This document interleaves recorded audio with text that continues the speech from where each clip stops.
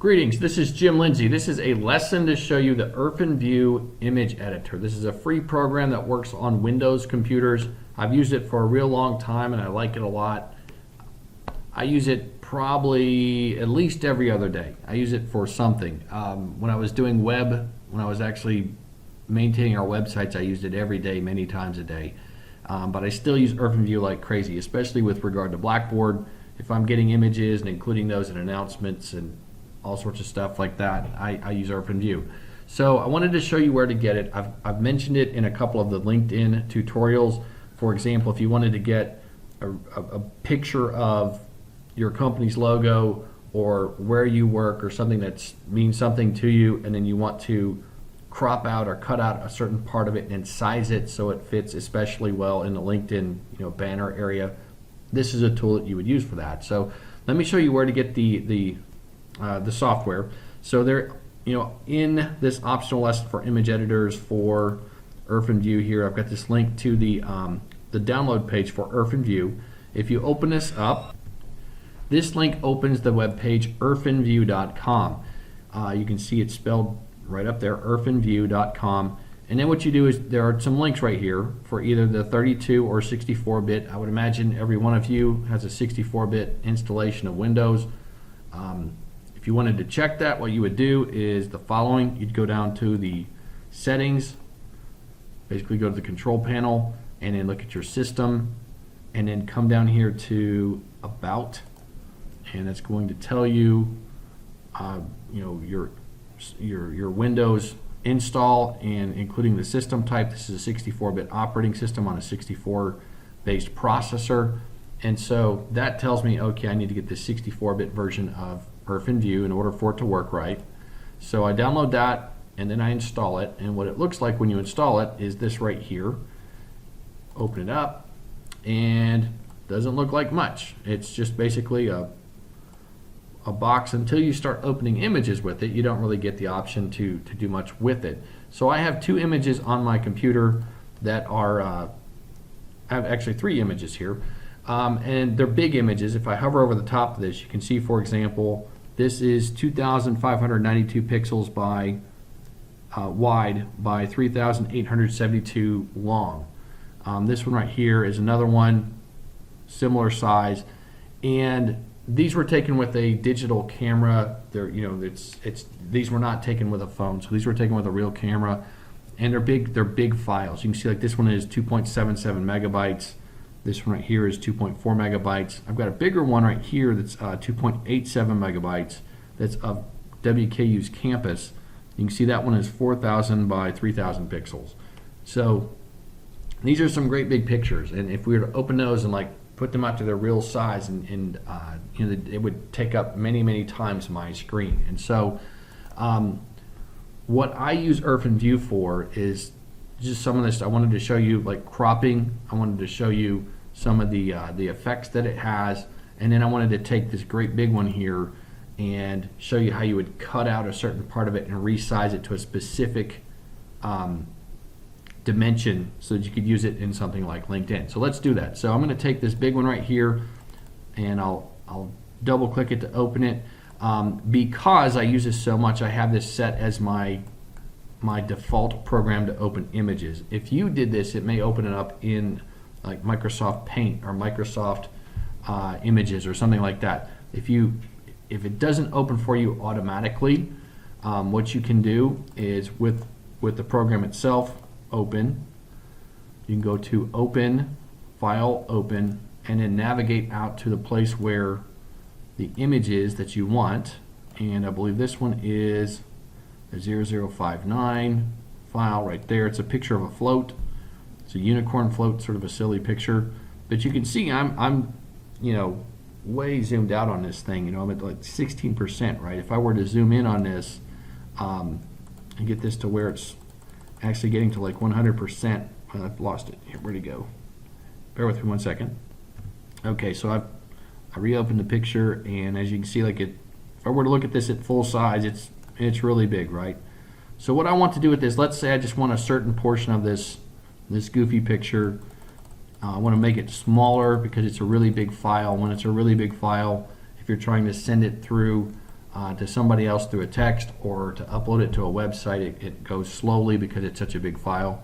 So let's say I want to just make this smaller. Nobody wants it that big. So what are some things I can do? I can go to this image tab right here and then come down here to resize. And with that, there are some pre-built sizes here like 640 by 480. These guys right here, they may do what I need. I can just hit half, take it and automatically half it. And let me, and it's not going to show up over here as much different because it was already kind of pared down anyway. But if I go to image and then resize again, take it from what's existing, that's half of what it was, and half it again.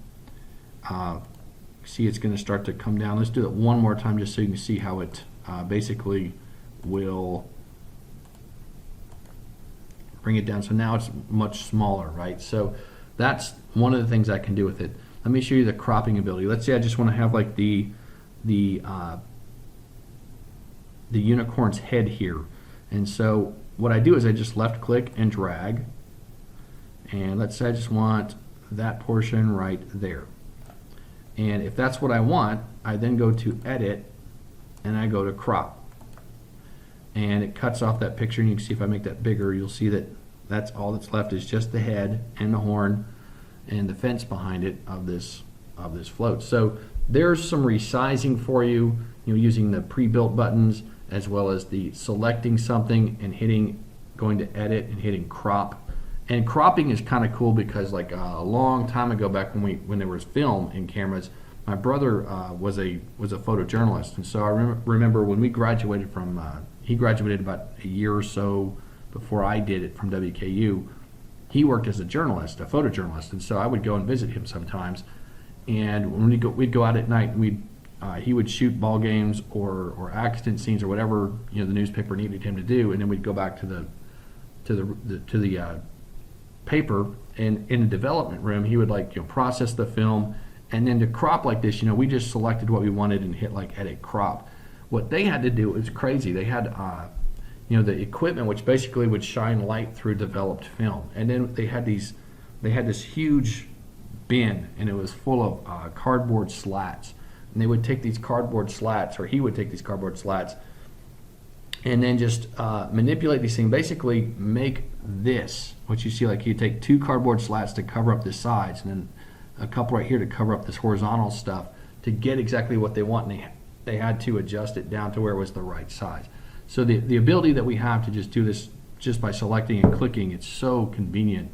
If you'd ever seen like that old process of developing the film one, but then identifying within the negative or within the film what you wanted, and then projecting that onto the place where you're going to then put the paper, and then having to use the papers, the cardboard stuff to isolate it. And then finally, what you do is you then would then take a piece of photo paper, put it down there, and then expose light to it so it would actually make the picture for you. So this is really great what we got here. Let me show you one other thing you can do with this, which is kind of cool. So this is these are obviously color pictures. If I wanted that, I would go to File and Save As, and then save this with maybe a new name like Cropped Unicorn Head or something like that. I'm just going to close it, not save my changes. Let me go to this one. This is this is a big picture too. You can see we were at a big family gathering, and we were playing that jelly bean game where there's a bowl of these jelly beans that are some of them taste good and some of them taste terrible. It's like the every flavor jelly bean from Harry Potter, right? And so you pass it around. You're trying to basically not make a face if you get like a nasty one. And so we were playing that game. It's a lot of fun. So let's say I just want this part of the photo, right? So I'm going to show you the cropping again. That's what I want. I'm going to go to Edit. Let me crop just that part. And so it's changed size on my screen. I'm still not seeing all of it. I'm still seeing that 35% of what it actually looks like. But that's cool. What I want to show you now is how to take a color picture and make it into black and white, or to grayscale it. And so with that, you go to Image, and there is Convert to Grayscale, which is kind of cool. Sometimes you want pictures that have this look as opposed to color. Further, there are some neat effects in here that if you go to Image, and you go to the effects portion of it, which is right down here, you can do things like put filters on there, which I'm sure you guys have done with your phones. But this one I think is really cool. This emboss one. If we go to the emboss right here, and it makes it where it looks just kind of like it's gray. But if you look closely, what you'll see, it's the image, and then so there's like there's my head, and then there's like my arm, and so what you could do with this is like take this and save it. And this is an image file, and that's the other cool thing about this. You can output in lots of different formats. If I go to File and Save As, I'm going to put this on my desktop, and I'll just call this as Bean, for like Jelly Bean. But I can save it as a JPEG. I could put it out there as a ping. I can put it out there as a bitmap file. I have lots and lots of options. It's TIFFs and so on. So you get the choice to output it like you want it. And that's, I think a very powerful feature of this software. I'll just put it out. There's a JPEG called Bean JPEG. But then what I could do with this Bean JPEG, you'll see there's now that right there. I could now make that like a subdued background on like a web page or a business card or something like that. And so on top of that, let's say that was my company logo subdued and grayed out like that. On top of that, I could put all sorts of text and pictures and things of, that are relevant to whatever that embossed image is back there. And you can play with the others. There's, you can 3D blur things and all sorts of cool stuff. So you've seen those with your phones. So that is Irfanview, very quick and dirty. To show you the process to get like this specific part you want out for maybe like a LinkedIn. Like this is the bottle opener sort of statue that we have in the middle of campus, right? You can go right up there. There's Grace Hall right there. Let's say you wanted the banner for your LinkedIn page to look, like maybe like this top part, because what you have to get is something with these dimensions. Ideally, you're going to get something 1,584 pixels by 396.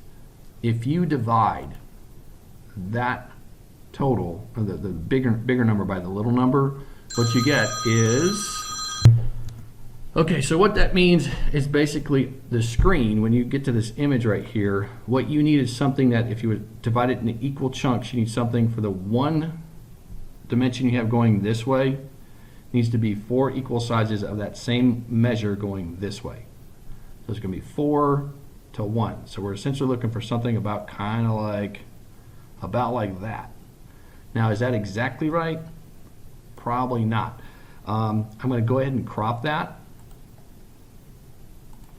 And what I now have is 4,000 to 183. It's really close. It's about 83 pixels too big. And so I'd have to decide like which part do I want to cut out. Maybe like 40 from the top and 40 from the bottom. That'd be ideal if I can get it. And the reason I want to do this with the crop, if I can, as opposed to the resizing, well, I'll show you that in just a minute. But hopefully that's going to be about right there. You go and crop that one more time. So it's about 4,000 by 1,000. That's really great. That's just about what I want. So with that, I'll just save that. I'm going to go to File, Save As, and I'll just put this on my desktop as my banner. And I'll use that as my LinkedIn banner. And so I'm going to hit Save. And then what I'm going to do next is, because they want it at this 1,502 there. Okay, so now I'm just going to resize this thing, and when I resize it, it's going to come down to like that, basically like that same proportion, right? Because that's basically like 400 to about 1,600, right? So that times 4 is going to equal that. This right here, if you take 1,000, multiply it times 4, it's about the same as that. Now the reason you want it to be as close as possible to this 1 to 4 ratio is so when you resize it, it doesn't distort and get all weird. Let me show you. So I'm going to Image and Resize, which is right here. And you'll see that there's a button right here which says Preserve Aspect Ratio. I'm going to leave it checked for right now. I'm going to make it, because I want this to be, hang on, let me get that exact dimension right there. So I'm going to go to Image, Resize, and I'm going to make it the 1,584. You'll see it's going to make it down to 406, so it's really close for what it needs to be. If I go ahead and hit OK and have it resize it, it's going to make it that big. So the 406 is going to be bigger than that part right there, right? And I could do it, and I could put that on LinkedIn. It would look okay. But what I can do to make it exactly perfect to fit their recommended dimensions, if I uncheck that box right there, I can then take this. So with that still checked, if I make that the 396 right there, you'll see how it makes that 1546. So it's not going to go exactly, because if it's going to stay proportional to what it is, it's going to have to, those won't exactly match up yet. So let me make this the 1584 they want. Let me uncheck this box, and I'll make this right here the 396, and then hit OK. And that is exactly the size that LinkedIn, and it still looks okay because it was close enough proportionally to what they wanted. So I'm going to save this on my desktop. I've got that out there as, I'm going to call it Banner 2, because Banner 1 was the one that was real close, and this is Banner 2, the one I'll use. And there you go. So that Banner 2 is the file I would use to upload to LinkedIn because it exactly meets this proportion. Let me show you one other thing. So let me just go back to Image and Resize. What you'll see is that preserve aspect ratio is still unchecked. What I would then do after you've done all that work is go in here and check that, just because 99% of the time you want to resize things proportionally. So this remembers what you did last time, and it wants to do what you did last time. So at that point I would hit OK, then close Irfanview and go from there. So that's the process to get Irfanview, to use Irfanview, to do a couple of basic things. In no way was that exhaustive. There's lots and lots of other things you can do with it, but hopefully that's helpful, and especially if you're trying to resize things for a LinkedIn banner, that's a way to do it. On the Blackboard site, I also have in this image editor folder, there's one for Apple Photos. I don't have a Mac, so I can't show you how to do this on a Mac, but there is a tool for the Mac called Apple Photos, which does the same kind of stuff. And so here are links to a few stories. This one right here is basically a review identifying lots of different tools you can use. This one is specifically about photos for the Catalina version of the Mac OS. And this right here gives the step-by-step sort of instructions about doing that same sort of thing we just did with Irfanview for a Mac. So that's the process. I hope you enjoyed it. Thank you for your time and attention. Have a great day.